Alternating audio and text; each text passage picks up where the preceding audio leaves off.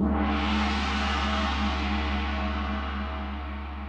my name's Jonathan Hicks. We're back at the Dice Cup, and today I'm joined by Rob, Mark, Andy, and we've just finished playing Flamme Rouge. Now, this is a cycling racing game, obviously, and it's fairly simple. You have two different riders, though. You've got a sprinter and a rouleur, as they call it, and one at a time, you take the top four cards of this deck, and they're going to give you numbers. So we've got 7, 6, 3, and 7 here, and that's just the number of spaces they're going to move.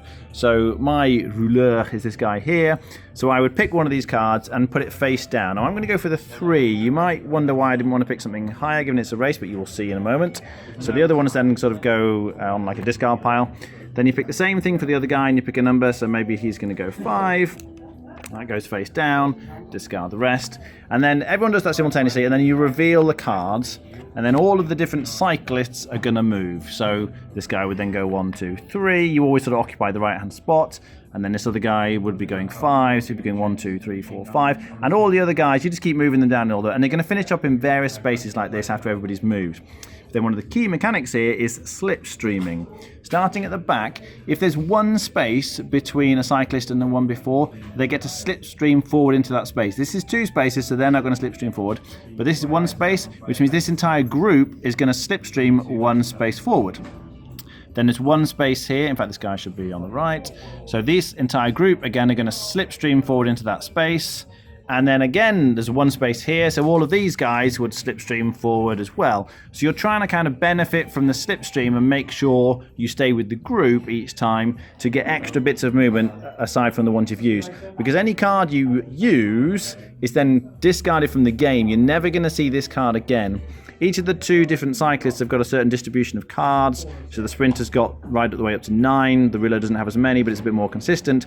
So you're trying to plan. You can't just use all your highest numbers straight away, because then they'll be burnt.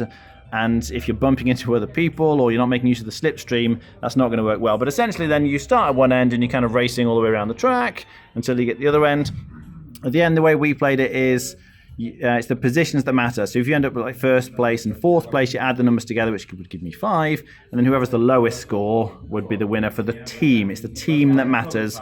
You count all positions once at least one person has crossed the finish line. All right.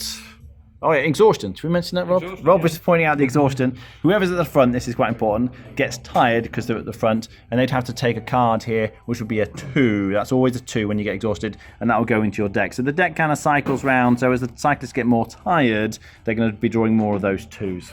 All right, what do we think? Oh, I really like it. I like hand management racing games, and there's plenty of them, as we know. But yeah, this one's really good. I like how the deck gets worse if you play it wrong. Your deck can get really bad towards the end, and you're kind of struggling to get over the line. But because if you go off quick, you're just going to fill up with fatigue. But yeah, really good. Love it. Great.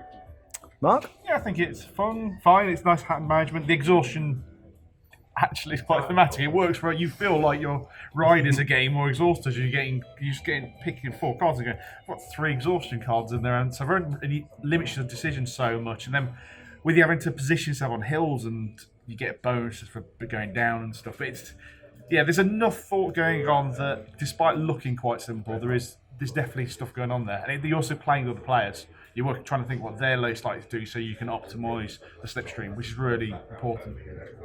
Andy?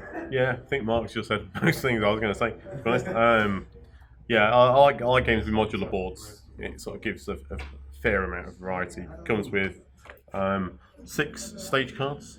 But you could arrange the track segments however you wish. Some bits of it go uphill and downhill, which penalties and bonuses for doing so. Playing this last game, I sort of got my riders mixed up and didn't quite go as far as I wanted to. But that can sometimes go in your favour because of the way the riders will bunch up. You may have played a 5, but you can only move 2 spaces of that 5. So that card is wasted. So you're trying to gauge what everybody else is doing, which is one of the really nice things about this. Okay, rating out of 10? I'd give this about 7, 7.5. Okay, Mark? Yeah, I think I'd say 6.5 sounds about right for me. Okay, If Rob? there was more variety in the terrain, it would be an 8, but it's a 7. Okay. Yeah, I really like this. It's a lot more tactical than it looks because you've all got the same decks of cards, so you're all playing the same cards more or less by the end of the race. So it's about eking out that odd one extra space here and there, or making sure you don't lose a space. You know, if two people are sort of blocking the track, you can end up not going as far as you want to go. So it's about carefully looking what the other people are doing, planning ahead, like Andy was saying. And I really liked it. Lots to think about, but not complicated, but thoroughly engaging all the way through. I think I'll be on 7.5 out of 10. Yeah, it's a good game. All right, thanks for watching. That was Flamme Rouge.